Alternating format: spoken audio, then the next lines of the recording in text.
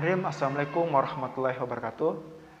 Baik teman-teman, di video kali ini saya akan menjelaskan tentang sejarah singkat perkembangan kurikulum yang ada di Indonesia, yang dimana perkembangan ini kita harapkan bisa menjadi penyempurnaan atau menjadi tahap untuk perbaikan kurikulum pendidikan kita agar menjadi lebih baik.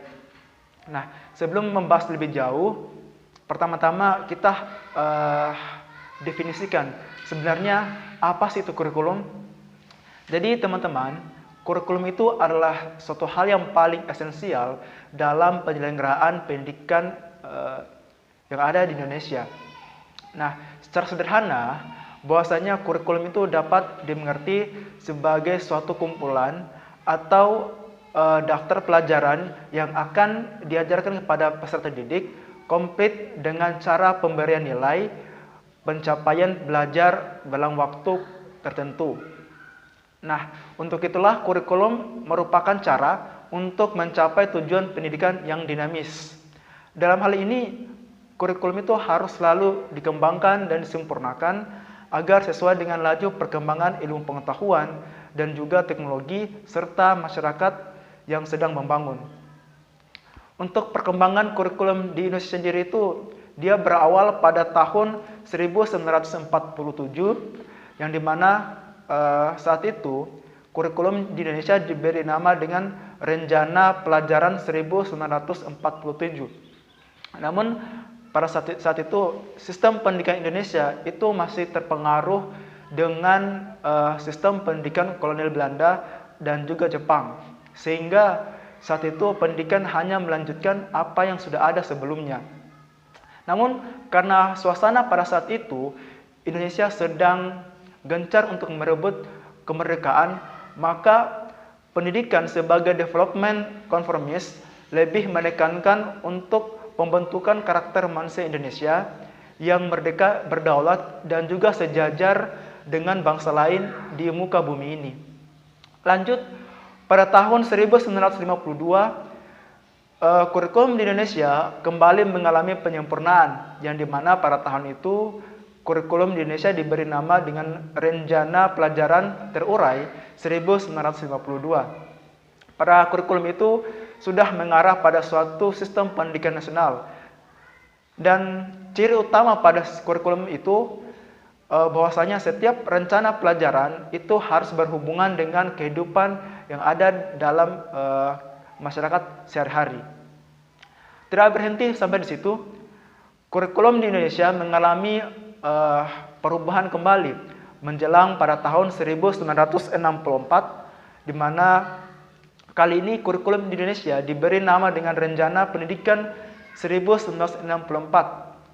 Di mana pendidikan atau pokok pemikiran pada kurikulum saat itu adalah di mana pemerintah Indonesia mempunyai keinginan agar rakyat mendapatkan pengetahuan akademik sebagai pembekalan sekolah dasar, sehingga pada saat itu pembelajaran dipusatkan pada program Pancawardhana, yaitu yang pertama adalah pengembangan moral, kecerdasan, emosional, keberagaman, dan juga perkembangan jasmani. Kemudian berkembang pada kurikulum 1968, yang dimana kurikulum ini merupakan pembaharuan dari kurikulum 1964, yaitu dilakukannya perubahan struktur kurikulum pendidikan dari Pancawardhana menjadi pembinaan jiwa Pancasila, pengetahuan dasar, dan juga kecakapan khusus. Pada kurikulum 1968 ini merupakan perwujudan dari perubahan orientasi pada pelaksanaan Undang-Undang Dasar 1945 secara murni dan juga konsekuen.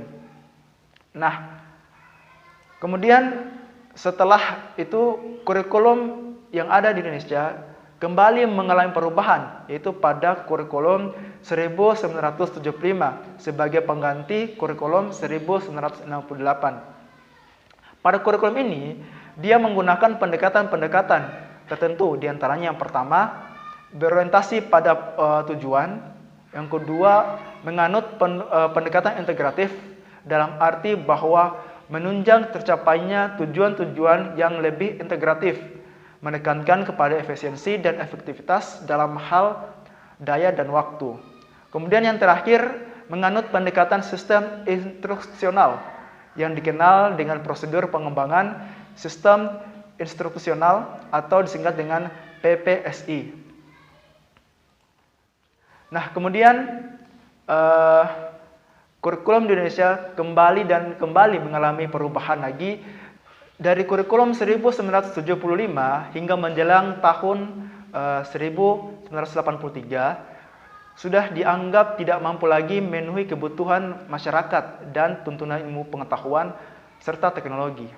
Oleh karena itulah, pada tahun 1984, pemerintahan menetapkan pergantian kurikulum dari 1975 ke kurikulum 1984. Nah, dari kurikulum 1984 ini kembali mengalami pengembangan kurikulum, yaitu kurikulum 1994, yang dimana pada kurikulum ini dibuat sebagai penyempurnaan kurikulum 1984 dan dilaksanakan sesuai dengan Undang-Undang Nomor 2 Tahun 1989 tentang Sistem Pendidikan Nasional dan berdasarkan keputusan Menteri Pendidikan dan Kebudayaan Nomor 060/U/1993 tanggal 25 Februari 1993.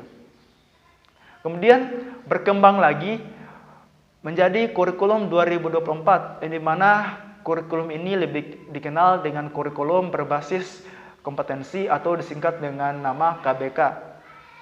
Pendidikan berbasis kompetensi ini melibatkan pada pengembangan kemampuan untuk melakukan tugas-tugas tertentu sesuai dengan standar performance yang telah ditetapkan. Kemudian dari kurikulum 2004 beralih pada kurikulum 2006, yang dimana kurikulum ini dikenal dengan sebutan kurikulum tingkat satuan pendidikan atau disingkat dengan nama KTSP.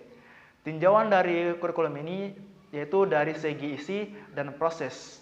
Pencapaian target kompetensi pelajaran oleh siswa hingga teknis tidaklah banyak perbedaan dengan kurikulum 2004. Pokok perbedaan yang paling menonjol adalah guru diberikan kebebasan dalam memberikan pelajaran sesuai dengan lingkungan, kondisi siswa, dan juga kondisi sekolah berada. Kemudian dari kurikulum 2006 beralih lagi pada kurikulum 2013, yang dimana kurikulum 2013 ini direncanakan dimulai pada tahun ajaran 2013 sampai 2014 yang akan diterapkan secara berjenjang.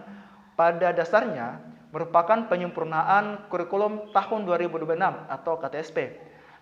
Dari beberapa draft kurikulum 2013 ini yang disampaikan pada uji publik mengandung beberapa hal, yaitu yang pertama adalah pembelajaran lebih mengarah pada karakter anak didik. Kemudian yang kedua, pembelajaran lebih mengarah pada proses, bukan sekedar pada hasil belajar. Proses pembelajaran memegang peranan penting dalam dunia pendidikan. Kemudian yang ketiga, asesmen pembelajaran mengarah pada asesmen otentik, yaitu penilaian nyata terhadap apa yang diperoleh siswa dalam proses pendidikan. Jadi itulah proses singkat sejarah perkembangan kurikulum yang ada di Indonesia, yang dimana semua perubahan-perubahan ini adalah proses-proses untuk menyempurnakan proses pendidikan kita agar lebih baik lagi. Mungkin itu saja yang bisa saya jelaskan di kesempatan kali ini terkait dengan sejarah perkembangan kurikulum yang ada di Indonesia.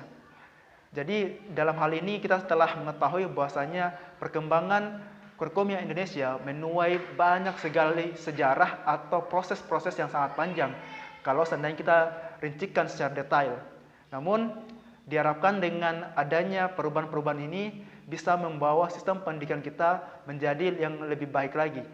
Mungkin itu saja yang saya sampaikan, lebih dan kurangnya mohon dimaafkan. Wabillahi taufiq hidayah. Wassalamualaikum warahmatullahi wabarakatuh.